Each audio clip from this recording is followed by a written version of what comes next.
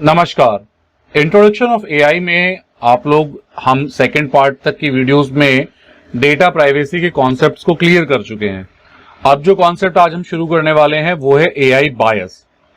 ये एक ऐसी टर्मिनोलॉजी है जिसके बारे में अगर हम बात करें तो प्रैक्टिकली अगर हम मशीन के बारे में ऐसा सोचते हैं बायसनेस के बारे में, पहले हम इसको समझ लेते हैं कि बायसनेस है क्या। जैसे यहाँ पे दो अलग अलग वेबसाइट से ली गई डेफिनेशंस हैं जो आपको सामने स्क्रीन पर नजर आ रही है कि एक ऐसी एल्गोरिदम जो सिस्टमेटिकली पहले से ही किसी निर्णय को लेके बनाई गई हुई है और उसके आधार पर ही फिर मशीन लर्निंग का जो प्रोसेस है वो डिजाइन किया गया है। ऐसी सेकंड डेफिनेशन है कि AI bias is an anomaly in the output of machine learning algorithms due to the prejudiced assumptions made during the algorithm development process.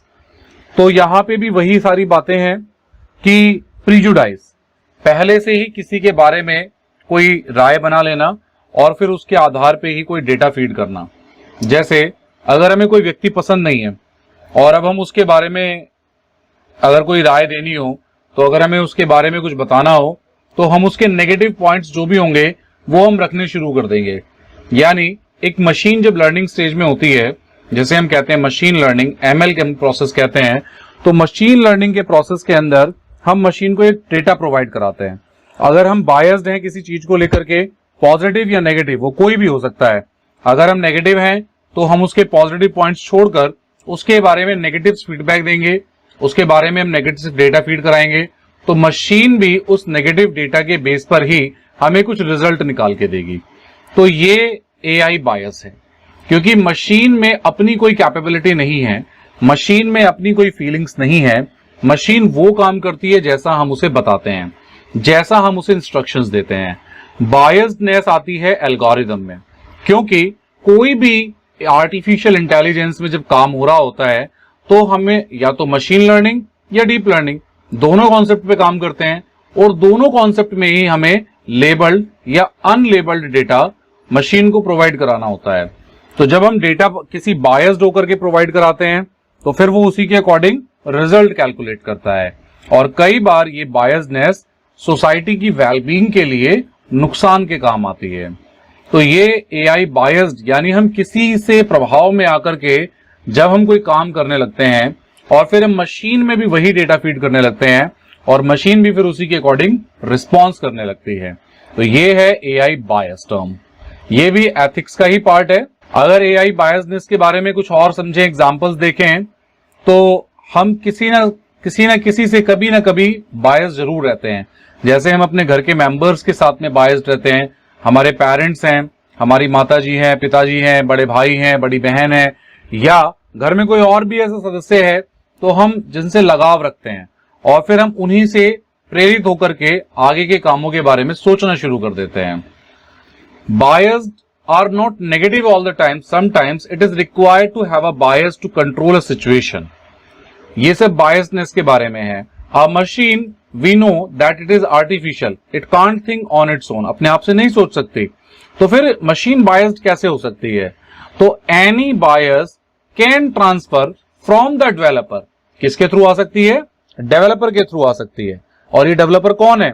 जो मशीन को एल्गोरिदम जब डेवलप की जा रही है मशीन को समझने के लिए, समझाने के लिए, तो जब मशीन डेवलपमेंट स्टेज में है तब डेवलपर बायस्ड होकर के इंटेंशनली या अनइंटेंशनली किसी भी तरीके से वो डेटा गलत फीड हो सकता है, और उस गलत डेटा के बेस पर ही पूरा का पूरा जो सिस्टम है वो एक सही दिशा में ना जाकर के गलत दिशा में भी जा सकता है।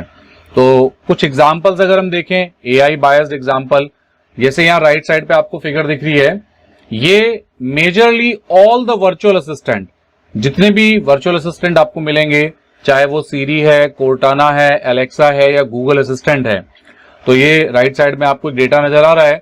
इन्होंने अक्टूबर 2011 में सीरी एक फीमेल वॉइस के साथ में आई, अप्रैल 2014 में कोर्टाना यस, ये भी एक फीमेल वर्जन में आई, एलेक्सा, गूगल असिस्टेंट, तो ये सब जो पहले लॉन्च किए गए ये फीमेल वर्जन के साथ में लॉन्च किए गए।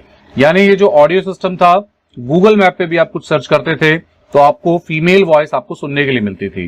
तो एक तरीके से कहा जा सकता है कि ये जेंडर बायस्ड है। ये नेगेटिव और पॉजिटिव दोनों तरीके से अलग अलग एस्पेक्ट रखती है।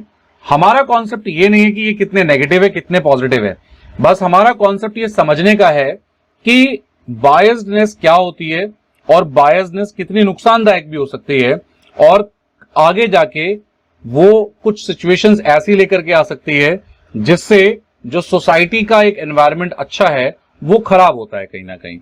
तो ये दोनों तरीके से काम करती है, कई बार बायसनेस अच्छी भी काम करती है। तो फीमेल वॉइस इसलिए रखी गई होगी कि लोग फीमेल वॉइस को ज्यादा रिकमेंड करते होंगे, that's why in application in companies ने ये वॉइस निकाली। जैसे एलेक्सा की बात करें तो एलेक्सा के अंदर अब आप देखेंगे नई नई फीचर्स आ गई, जैसे अमिताभ बच्चन जी की आवाज आ गई। अब आप एलेक्सा से बात करेंगे तो अमित जी की आवाज में वो आपसे डिस्कशन करेगी।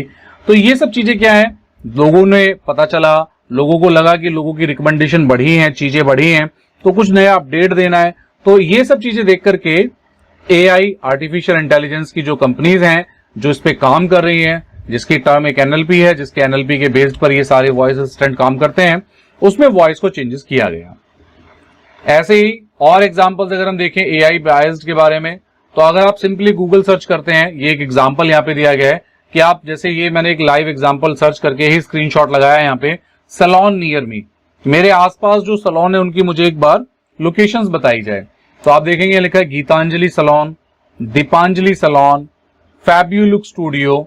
तो मैक्सिमम जो सैलून्स के मुझे रिस्पॉन्स आए वो रिस्पॉन्स आए जो कहीं ना कहीं फीमेल पर्सनैलिटी से रिलेटेड है या उनके नाम फीमेल पर्सनैलिटी से रिलेटेड है।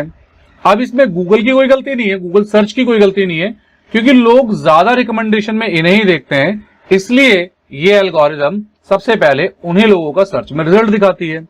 इसी तरीके से जब आप गूगल पर मेंस या फॉर्मल शर्ट सर्च करते हैं तो आपको जनरली जेंडर बायस्ड होकर के देखेंगे, तो एक मेंस के बारे में ही आपको शर्ट्स के बारे में नजर आना शुरू हो जाएगा। और मेंस की शर्ट्स के लोग डिजाइन कम, उसके रेट्स ज्यादा देखते हैं, इसलिए आप देखेंगे तो सबसे ज्यादा गूगल सर्च पे आपको सीधे सीधे उस शर्ट का डिजाइन और उसके प्राइस आपको नजर आने शुरू हो जाएंगे। तो ये भी बायसनेस का ही एक एग्जांपल है। और अगर आप एग्जांपल बात करें एआई बायस्ड की, तो यहां पे अगर आप गूगल ट्रांसलेटर एक फीचर है, आपने जैसे लिखा नर्स आपने टाइप किया, तो यहां देखिए नर्स के साथ में उसके कीवर्ड जो एक एग्जांपल जुड़ा वो दाई वर्ड जुड़ा, उपचारिका जुड़ा, उपचारक नहीं उपचारिका। तो हम ये कह सकते हैं कि ये एक फीमेल बेस्ड है नर्स को लेकर के, जबकि मेल नर्स भी होते हैं लेकिन वो कम होते हैं, इसलिए मैक्सिमम किनकी रीच है वो रिजल्ट यहां पे हमें नजर आना शुरू हो जाता है। तो ये कुछ एआई बायस्ड के एग्जांपल्स हैं और हमारे समझने का कॉन्सेप्ट है कि रियलिटी बायस्डनेस होती क्या है। इसी एआई एथिक्स के पार्ट में थोड़ा आगे बढ़ते हैं, एक और टर्म आती है एआई एक्सेस।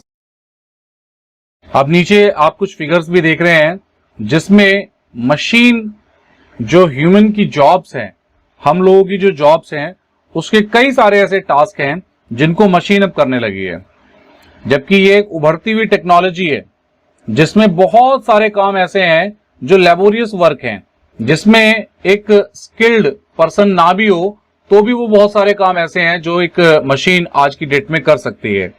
तो ऐसे समय में अगर हम बात करें तो ये जो स्किल्ड पर्सन है ये तो सरवाइव कर लेंगे, लेकिन जो ये अनस्किल्ड पर्सन है जो केवल लेबोरियस जॉब्स के ऊपर ही जिंदा रहते हैं, उनका परिवार चलता है, उन लोगों का क्या होगा?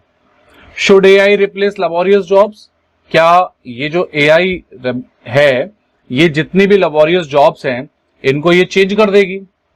तो क्या कोई मेजर अल्टरनेटिव हमें नजर आता है अनएम्प्लॉयमेंट का?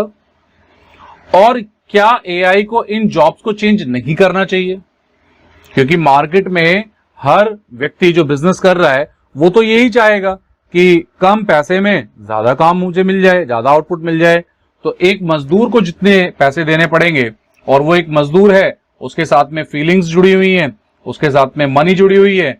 लेकिन एक मशीन की बात करें तो फीलिंग्स नहीं है, जितना चाहो उससे आप काम ले लो, जितने घंटे चाहो आप उससे काम ले लो। तो एक मशीन को लोग ज्यादा प्रेफर करेंगे।